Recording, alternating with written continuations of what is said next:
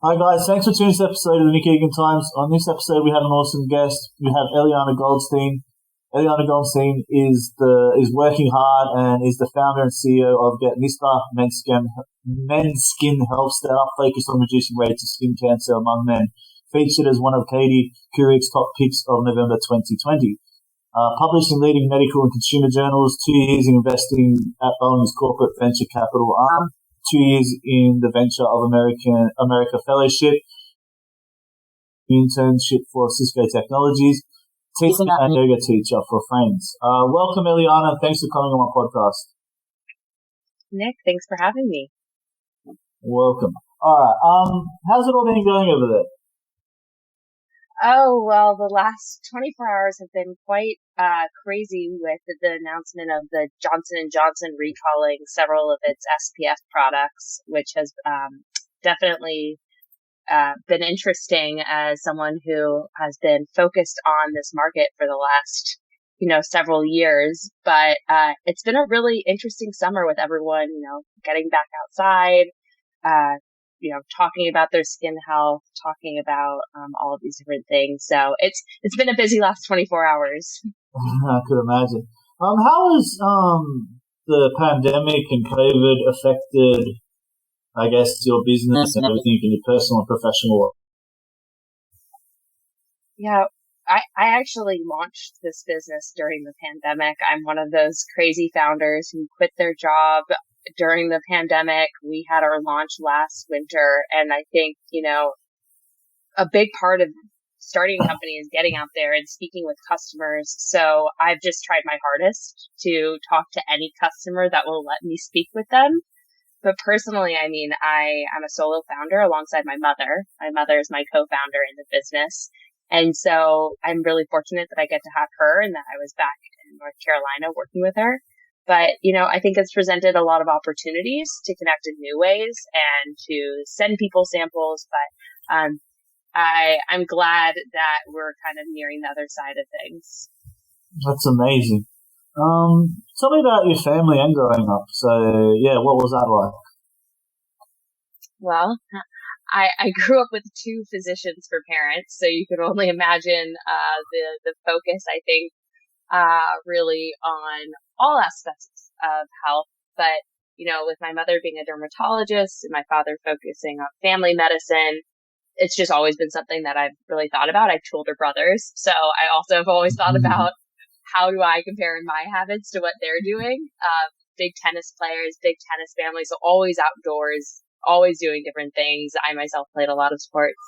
And so one of the things, though, that was really instilled growing up was, of course, this aspect of daily SPF and having these habits early on. But none of my friends had these same habits. None of them really had it. And in Australia, it's really on the forefront of a lot of people's minds. But in the US, it's not as apparent. At least it wasn't for a while. So I think that, my childhood and having those different experiences has definitely shaped the way that I think about this company and what we're trying to do.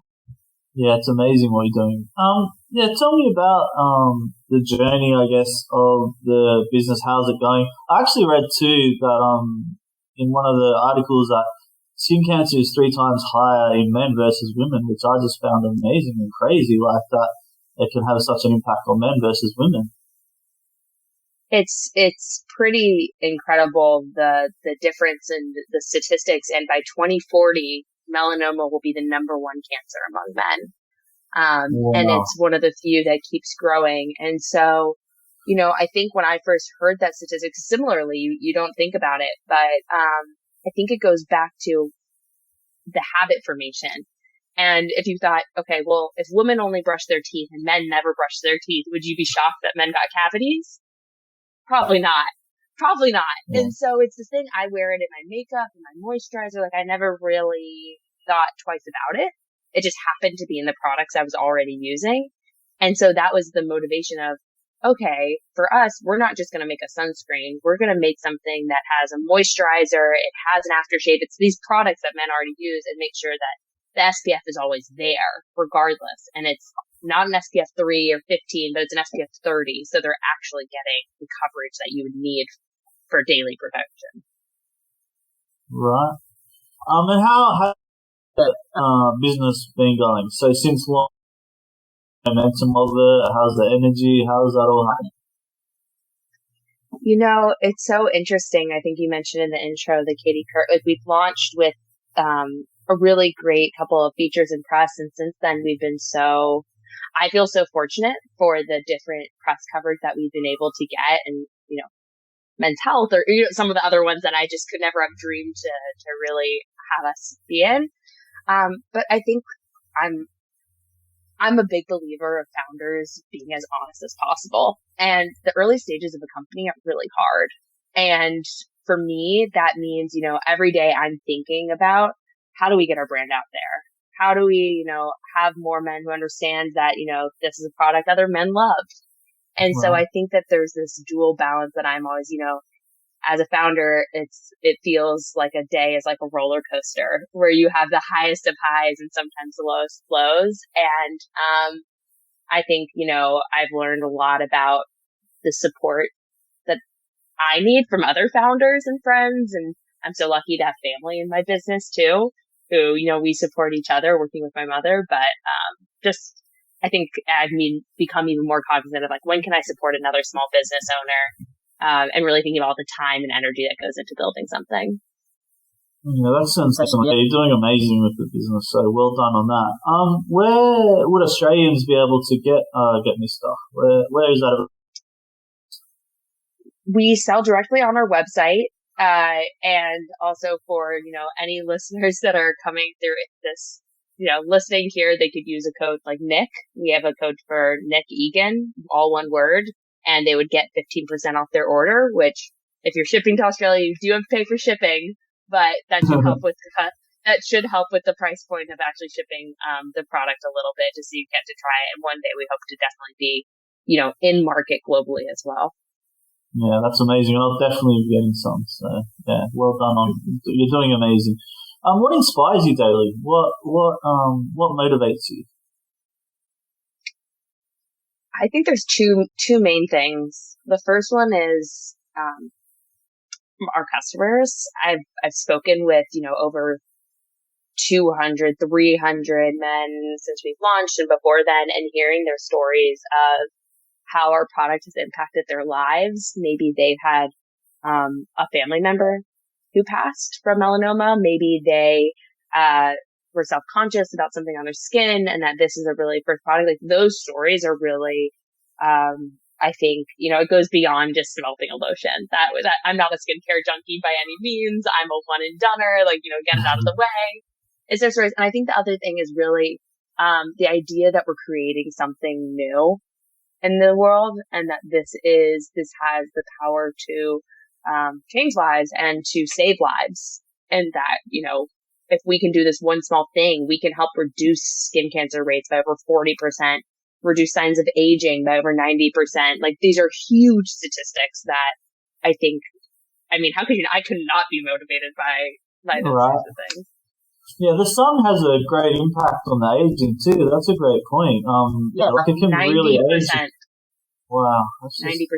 It's wrinkles. And I think people only think sometimes, oh, well, if I have darker skin, it's not going to impact me. But the sun is one of the primary drivers for melasma and hyperpigmentation. So if you have discoloration in your skin, and you can still get skin cancer if you have darker skin. Like it's not just polarizing. I think that there's still a lot of biases out there that we need to work on in education among physicians and consumers. Yeah, for sure. Definitely. What are your passions and hobbies? Obviously what you're doing is obviously your love and your main passion, but what do you like to do, I guess, outside of that? Like, what are your hobbies and what do you like to do in your day? My biggest, you're right. My biggest hobbies today are probably talking about this, but it definitely goes. I love to practice yoga. I've taught a little bit, but it's something I love finding things that are just small moments in my day that I can, just really be present and be in a moment. And on the other side of that, I'm a big podcast nerd of myself. So I usually will go on long walks and listen listen to audiobooks, listen to podcasts, and just try to learn something a little bit new and different in the world. My favorite one right now, since I was at Boeing, was a space podcast. So I'm a big aerospace satellites watch. Love to learn about it. Yeah, for sure. It was interesting too. They did the commercial flight the other day in to space. Richard Branson. So that was amazing. That was amazing. It was amazing to watch. Very inspiring. Now we just need to get more space and more sunscreen in space. All right. What does the future look like? What's the plans for the future moving forward for your business and yourself? For the business, we have a lot in store. Right now, we are working on some new products. One of them being a tinted solution for our lotion. So we want to make sure that we can, again, I go back to, regardless of your skin color, skin type, we have an all mineral zinc product, which is a white powder inherently. So we're working on something that becomes a little bit more customized over time. That's something in works. We have some exciting partnerships with some cool other brands and celebrities that we're working on right now. So there's some fun things that we will be launching in the not too distant future. For myself, I hope to meet more founders and we're talking with some other people who just are excited about, consumer healthcare and about just, small daily good things in the world. So, have you done much traveling internationally? Sorry, what was that? Have you done much traveling internationally? I have a bit. I have not made it to Australia yet, but I have gone to the Netherlands and to Israel. I lived in both for a small period of time. Right. Well, you're gonna have to come down here and promote the brand when you get down here. It would be my honor to do so. I cannot wait to visit, and I will take any and all recommendations. Yeah, for sure. We'll definitely link up, and you're definitely always welcome to come down here. Cool. Elianna, thanks for coming on the podcast. I think you're doing amazing. You're on obviously an amazing trajectory in life with the business. Doing incredible. Thank you for coming on. Thank you so much for having me. Welcome. Have a great day. All right. Bye-bye.